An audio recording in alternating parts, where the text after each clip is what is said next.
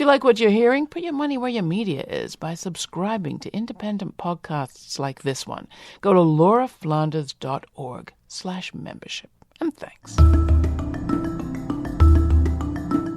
Hi, I'm Laura Flanders, and this is The Laura Flanders Show, the TV and radio program that seeks to raise radical spirits by interviewing forward-thinking people with real models of shifting power from the worlds of arts, entrepreneurship, politics, and activism. I'm Laura Flanders. You're listening to The Laura Flanders Show. We've been all over gathering stories for this week's podcast on community wealth building because all over the States, people are experimenting with new ways to develop their communities. Coming up, we'll hear from poet, writer, and literary healer Salam Green of Black Belt Citizens in Alabama. But first, I was in St. Louis not long ago for Common Bound, the biennial conference of the New Economy Coalition, where I had a chance to catch up with MC, activist, and writer Tef Poe, who's now an entrepreneur. He was one of the leading voices of self-determination coming out of the Ferguson uprising. Then, barbershops were a safe space for young black men after the police killing of Michael Brown. Now, with his friend barber Solomon Neely, Tef's partnered to open Frontline Styles, a barbershop where young men and others can possibly find a profession as well as a refuge. I couldn't be more honored or happier to be in St. Louis with Tef Poe. Tef you last saw in our reporting from Ferguson. We're here today to do a little update on what's happening around here, and especially to celebrate the opening of this place. We're here at Frontline Styles Barbershop. It's a barbershop that me and my friends founded. We came up with the idea during the protest about retaining some of the property, retaining some of the land, and we wanted to just bring something new and unique to the community and have a different type of theme with a new cutting edge, beautiful barbershop for North St. Louis. Now, we have to say we're here the day before the opening. Mm-hmm. What will we see? What will people see here tomorrow? Okay, so tomorrow it'll be a full-fledged barbershop. We'll have these stations stocked with barbers. By then, the artwork should be on the walls. Hopefully, we'll hang that tonight. What kind of artwork is that going to be? We're going to do artwork that's rooted in pro-blackness. We want people to be able to come here and feel good about their identity, for this to be a safe haven for the community, a place where you can learn, come get your hair cut, a refuge, a place of solitude, education, entertainment, all in between. So who are we going to see on the walls? You got to have Malcolm X on the wall. And you throw maybe a little Muhammad Ali. I'm hoping we got one of Asada. I met Saul in Ferguson when everything was going on, and he used to cut a lot of our hair for free. His barbershop also became a safe place for the community, a place where we knew we could go, trade ideas, talk about things we wanted to do, even talk politics if we wanted to, everything from politics to music. Everybody in the city knows Saul. We know him because not only was he the barber for the movement, he was also part of the movement itself out there several times when things were going on. So we had the idea that we wanted to do this a while ago, and we just didn't have the resources to pull it together. So finally this year some things happened where we could make it a reality, and here we are. Can you tell us a little bit more about what happened to make this a reality? What on the business side made it possible? Things had calmed down a little bit, like in his life, my life. He was out of town, I was still here. And I seen the opportunity, I called him and our other partner, and he said, let's go. So we made it happen. What's your vision of the work this barbershop will do in this community economically and spiritually going forward? It creates jobs.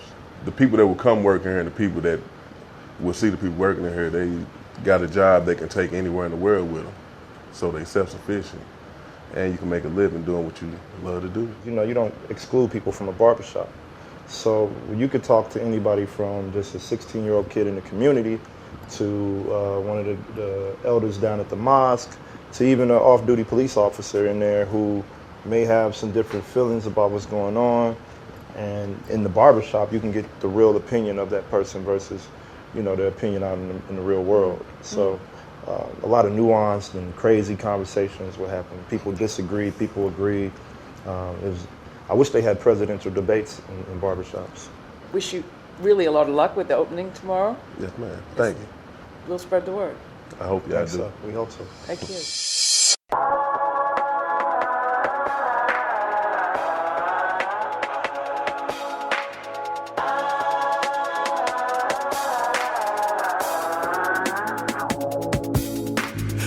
with a halo and a fully loaded Mac 10 inside of his hand. Young black super saiyan, demon killer with a crossbow that'll soul lead the world in a trance. Floating on the brainwave, living in the past. Warlord cheer for the villain that last. With a brown skinned girl from the city of the D. Devil in the flesh, but I wait to just see. I'm away runner with a blade runner like Mario, riding on Yoshi. Fly to the princess world on my shoulder. Never did I bench press, universe flaw. All of my sins, Emmett Till, Trayvon Martin. Black man kind, nigga man march. Shine like automatic light in the darkness. 16 shots, put them in the casket. So this is where I live. I ended up coming back to the north side after like moving away for a while. And this is where we do all our community programs at. Like this is my hood too. But it's really important that I came back over here because this is like gang violence dictates a lot in St. Louis. And typically somebody like myself, like you see me like now I'm wearing all red. Nobody else could come down this block wearing all red. My parents moved us from like this neighborhood to that neighborhood in hopes of having a better life, you know, like thinking that if we moved to North County, you know, things will be okay. They'll be able to put us in better schools. You know, they'll be able to, my mom and them bought a house for the first time, even though they couldn't really afford it. And, you know, it was just an opportunity to get off Section 8 and, you know, try to do the American dream thing. So, but we grew up with the animosity of the police in that area because that's not our neighborhood. So black people been in that neighborhood maybe 20 years at best. And white flight caused it, you know, overnight to be a black neighborhood. We moved on our block out there. It was a couple white families on the block that had been there since the 60s. And by the end of the summer, the whole block was black. Ferguson, you'll still find like well-to-do white people. You know, some of those houses in Ferguson you would consider mansions. And then they got the low-income apartments, which is where Mike Brown was killed at. It's just traditional racism out here. It's just classic Missouri racism. My mom kept it so real with us growing up. My mom really prepared us for this. It's like she knew that this was going to be rough.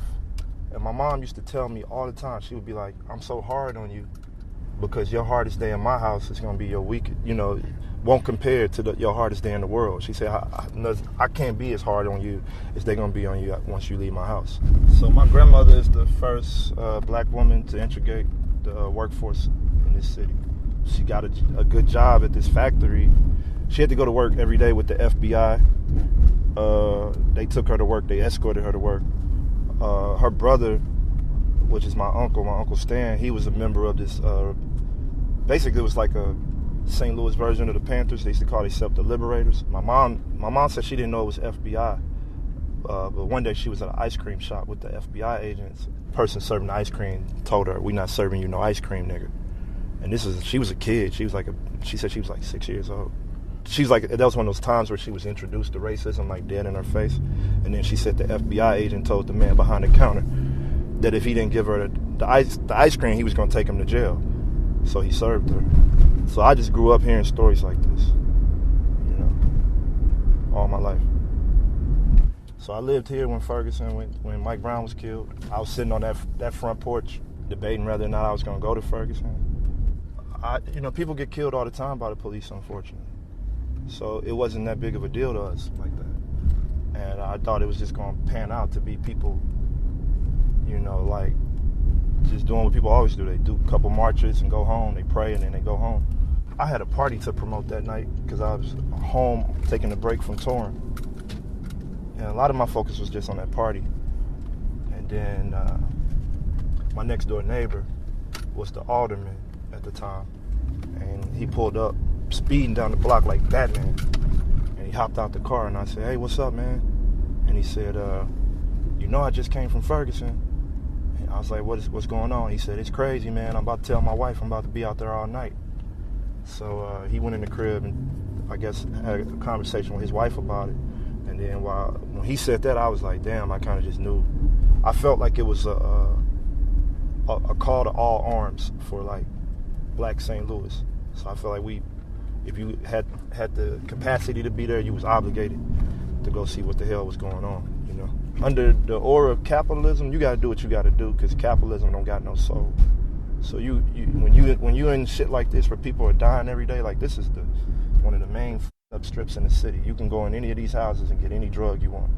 So many of my friends have died at this exact intersection. Like I drive through here all the time, just think about the different people I know that are just straight up gone and not going to come back, you know. So I understand the mindset of trying to take what you have and make something out of it.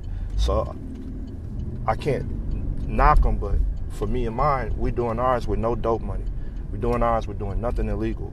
We're doing ours by, like using my mind and using my talents. And hopefully this can start to become the new standard for a lot of these kids that are coming up. It's very important for me to be tangible and touchable for them. It's very important for them to see me and go, Tef looks cool, he talks cool, he walk like I talk, he talks like I talk, he's from what I'm from. But he didn't cut himself off from us.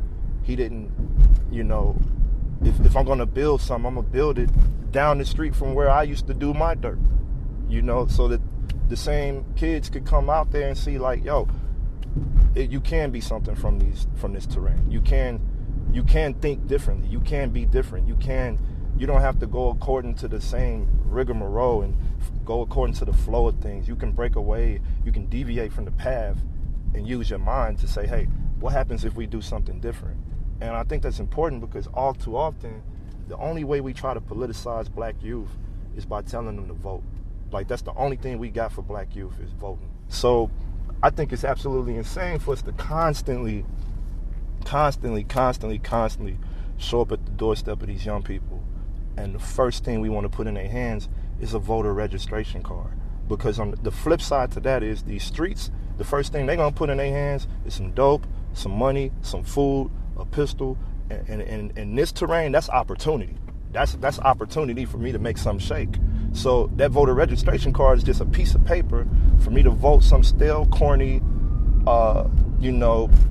already wealthy, 1% ass white man back in the office, and we ain't gonna see no results from none of that. And I think voting is necessary, but I also think that it's necessary for us to teach these kids to use their imaginations. It's for the young people, it's the art. It really is the music. That's why so many people here are rappers. That's why so many people here are trying to be artists and singers and painters. And I think the slept-on story about us is our arts community. St. Louis has produced like some great artists and great music, great thinkers. Maya Angelou's from here. Tina Turner's from here. Miles Davis is from East St. Louis. Chuck Berry, inventor of rock and roll, he's from here. The blues music, different variations of the blues were created here. So like we have an attachment to that history. And a lot of us are very gung-ho about uplifting that history and not separating ourselves from that. And I think that's what the power, that's where the power is in it for us. Is we do have a chance to define ourselves and define our own destiny, That was MC and activist Tef Poe and earlier barber to the movement, Solomon Neely. Their Barbershop Frontline Styles opened this July. You also heard a sample of Tef Poe on the mic, one of the top battle MCs coming out of Missouri. This is the Laura Flanders Show. I'm Laura. We're focusing on community wealth building in a variety of shapes and sizes this week, from a barbershop to a community farm. More to come. Manera de pensar, el camino se hace al andar, mirando el mar de lejos solo veo tu reflejo viejo, los ladrillos son de barro, construyendo cambio, captivando la conciencia de los jóvenes del barrio. Si no lo vivo, ¿cómo lo aprendo? Si no trabajo, ¿cómo lo arriendo? Tiene moneda, pues dale al pueblo, tienen las ganas con el empeño. Somos los pobres buscando un sueño, somos los pobres tumbando el dueño, somos los pobres poder populares, si no la boca se muere de hambre. Movimiento por la tierra, quemando la bandera, derrumbando lo que mandan, es inicio de una nueva era donde el pueblo manda. Te recuerdo, Amanda, te recuerdo trabajando hasta que el imperio caiga. Y aunque caigan los muros, y aunque caiga la ciudad, y aunque caigan los pilares, y aunque caigan la verdad, y aunque caigan las mentiras, desde arriba lloverá una fuerza tan potente que nadie podrá callar. Y aunque nadie nos escuche, la tierra sí gritará un grito tan desgarrador que el mundo despertará. Que se caigan sus banderas, que se caigan sus fronteras, sus guerras, la tierra pertenece a quien la libera. That was Iva Caer by Rebel Diaz featuring Ana Tijoux, the first single from their upcoming album America vs. Americ KKK. I'll put it plainly, support this podcast. If everybody listening right now contributed just $2 a month, we would be cooperatively funded by you, our listeners. which is the only way we're going to survive in these times of out-of-control commerce in other media. I'll put it plainly, support this podcast. If everybody listening right now contributed just $2 a month, we would be fully cooperatively funded by you, our listeners, which is the only way we're going to survive in these times of out-of-control commerce in the media. Don't want us selling things or censoring our program to suit our sponsors? Make a contribution at lauraflanders.org today, or become a monthly contributor. That way you'll receive not just the show in full every week, but also my latest commentaries, The F Word. This week's is all about the Trump administration's ominous silence on the 28th anniversary of the Americans with Disabilities Act. Every administration since the Act's passage has marked this landmark civil rights law in one way or another, but not the Trump team. I was with the National Council on Independent Living as they marched on the Capitol anyway, and there's more to come about that this fall. Right now, though, journalist, poet, writer Salam Green on Black Voters Matter in Alabama. It's a grassroots coalition led by black women. My name is Salam Green. I am a writer and a poet, and I work with the Black Belt Citizens doing contract work around literary healing and a women's coordinator. Well, Uniontown is a small community in Black Belt of Alabama, maybe 1,400 to 1,500 people, marginalized minority community that have been impacted by environmental injustice through a coal ash, as well as water sewage issues as a result of factory emissions from a cheese plant factory. There's also political previous attempts at voter fraud as well. Well, Black Belt in Alabama, the Black Belt spans from Georgia to Mississippi, some parts of the Carolinas as well. But the Black Belt of Alabama has 12 counties that represent some of the most rural areas of Alabama. Most of those areas are poverty-stricken, but the Black Belt talks about the particular soil, the black soil, that's in that particular area. Well, in the past, there have been some people who have talked about their thoughts around people buying votes, people being paid for their votes as well. Also an activity at local elections that were not in tangent with the rules of politics and political affirmations of what they were supposed to be doing. The Black Belt Citizens Organization is an organization that fights for health and justice in the community, and the officers and the leadership have impacted the community to fight for their own economic development as well as justice around voting as well. And one of the wonderful things is that during our last election for district commissioner, we had our vice president, Ben Eaton, who ran for commissioner for his District 5, and he won. This is a huge impact towards the community. But to get us there, we had teams of women that were coordinated through Black Voters Matter, which is a national organization out of Washington, D.C., founded by LaTosha Brown. And this particular network gave an opportunity not just for the Black Belt in Uniontown, but the entire nation, but particularly Alabama. I got a chance to work alongside LaTosha, the Black Belt Citizens, the Black Belt Citizens President Esther Calhoun, and women community leaders in Uniontown to go around the entire community for 3 weeks and canvass the community, talk about voter education, to do a really robust voter education campaign that included talking door to door, neighborhood to neighborhood, business to business with people in the community about who were voting, about their voter rights and knowing their voters' rights, and also supporting individuals particularly who needed to get registered to vote or maybe also had some issues in the past that they needed to rectify. So we brought people in to support them in those areas. And as a result, we saw a huge win, and we saw a huge outpouring of people who were going to vote. In District 5, which is the Ben Eaton's district, the district he won by 33 votes. You're talking about a town that is 1,900 people. In his district, I think it was maybe 432 to 427, not good with the numbers, but it was by 33 votes. So over 800 people in one district in Perry County came out to actually voice their vote.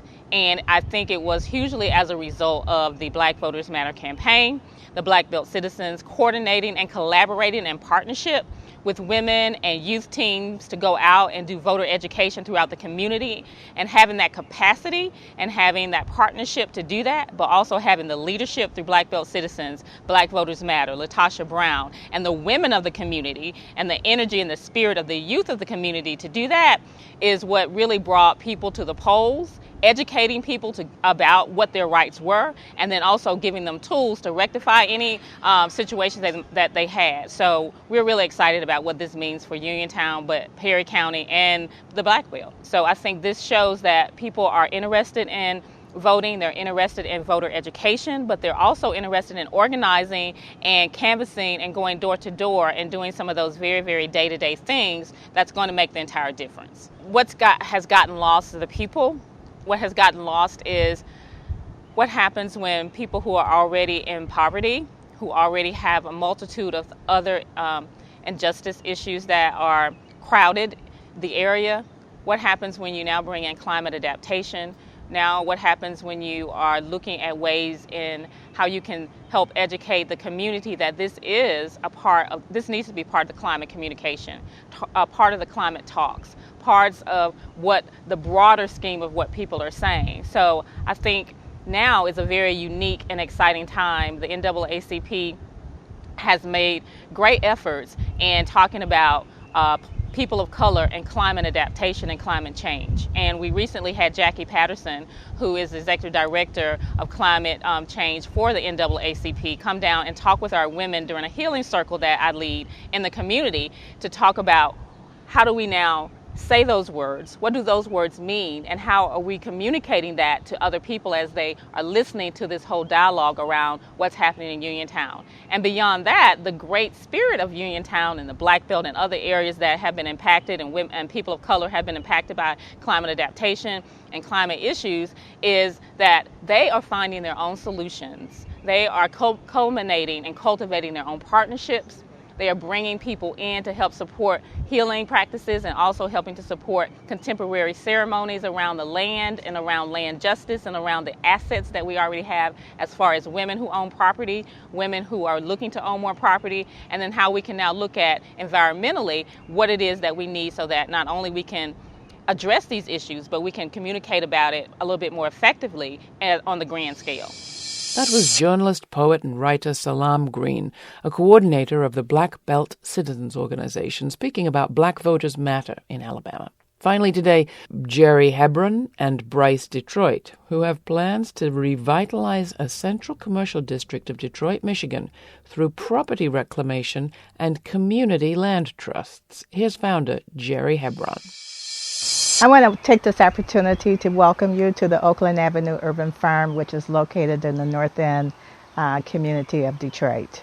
This farm has been in existence since 2008, and it's centered around food production, which is cultivating food, workforce development, which is cultivating people, and community development, which is cultivating community. I am Bryce Detroit, representing Center for Community-Based Enterprise. We are a grassroots nonprofit organization in the city of Detroit that focuses on helping groups of people come together to investigate and create worker ownership as a solution to the specific socioeconomic circumstances in Detroit. Here's the deal. We have a commercial district that is void of any service, any retail that the community has access to. Anything that we want, we are going outside of the community to buy. Even if it's toilet paper, something as basic as that. You cannot buy it within the community. You have to go across Woodward, which is not within the community. That takes money, resources out of our community. That's a job that's not in our community. So we started our work in 2008 based on a need that the organization had to identify what was going on in the community. What we discovered is that the biggest needs were food, housing, and jobs. And it just so happened that on Oakland, between the church and the Reds Jazz Shoe Shop, there were 10 vacant lots. And the church had been managing those lots for about 15, 20 years. We looked at it as an opportunity and started engaging people in the community to talk about what they would like to see happen on those lots. And so, of course, food was something that was easy to do. And so we started working with an organization who had some resources at that time, and it was Greening of Detroit. Being an African-American community, culturally appropriate, it was beans, greens, and tomatoes, basically, and some squashes. So that's what we did the first couple of years, is build that garden out and start creating a space where people felt connected to, and they wanted to see something beautiful on Oakland. In addition to like food, clothing, and shelter, we do have other needs that arise just from our point of culture and ancestry. So the need to be intimately connected with land, for instance, not just on a, yes, we traverse the urban landscape, but actually on a, I have an identity that has a reverence for land and appreciates land as a thing that actually can produce everything that we need. So to me, the farm represents that type of legacy, this legacy that is 100% attached to ancestral culture, where we are self-determined in the work that we produce, we're self-determined in designing our environments, as well as we're self-determined in creating economic infrastructure to support ourselves plus our village as we see it. Many of our folks are returning citizens, but we've been now able to reach out into community to provide jobs for youth and other members of our community who might not necessarily have a blemish on their record, but they're still looked at as being unemployable. This place has become kind of like a safe haven for people. Once they come and spend time with us, it's contagious. They don't want to leave. It's like, this is the place to be. We had to demonstrate that we have not only the capacity to purchase, but also the capacity to manage properties. And so in doing that, we've been able to each year go back and buy a block of properties, 9 at a time. And so we've done that for the last 3 years. We're over 30 lots and 30 properties. That's huge. We never wanted to be that group. But I think it's in divine order, because our purpose is not selfish. Our purpose is really trying to protect the power of the people who live here, trying to protect the commons. And so it is our goal, and hopefully with the help of C2BE and some of the lawyers that we are working with from the Great Lakes Environmental Center, we can figure out how to transfer this ownership back to the community via a land trust into perpetuity, so that the community has to say in terms of what happens with these properties. There is a significant amount of time that we feel is necessary in this time of transition. Like, we're transitioning from straight providing service for the love to realizing that to provide this service, it must have a sustainable infrastructure. So transitioning into being able to develop these infrastructures, which means transitioning from points of identity that we used to have into these new points of identity, which will allow us to be the directors, the captains, and custodians of these new sustainable entities. Now, I gotta tell you, within the last 2 weeks, we had an ice cream shop open. It is so exciting. It's open. And people are driving down the street. I went to visit Tuesday to get ice cream, and I was standing out in front of the cafe, the dairy, talking with the owner, and a car drove by and they shouted out the window, "Is that black owned? Is this a black owned business?" And we were like, yeah, they made a U-turn, okay, and came back to buy ice cream. They had 5 kids in the car.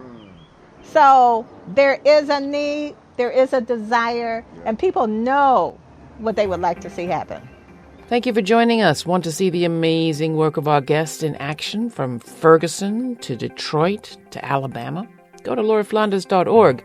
And if you like what you're hearing, please take a minute to write this podcast a review in Apple Podcasts. It'll just take you a moment, and it helps us spread the word no end. Please put your money where your mouth is, or rather where my mouth is, by becoming a sustaining member or making a one-time donation. Support independent media at www.lauraflanders.org. Next week, Michael Hudson, economist extraordinaire, breaking down just how monopoly capitalism may be on its last legs. Thanks for listening.